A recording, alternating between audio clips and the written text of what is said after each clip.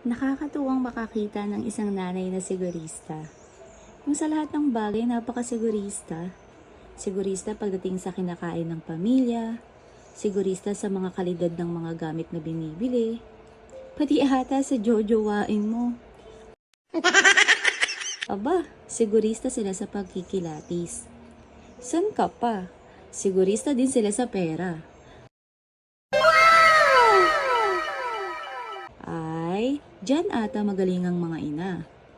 Aba, syempre, lagi kasing iniisip ng nanay na dapat nasa tamang landas ang mga anak at maayos ang pamilya.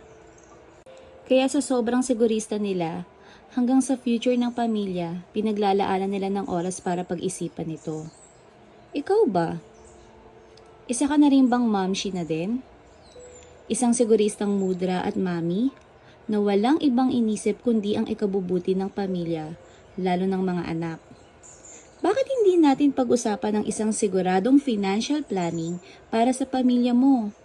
Siguradong makakatulong at sure na magbibigay ng peace of mind sa isang siguristang ina na katulad mo.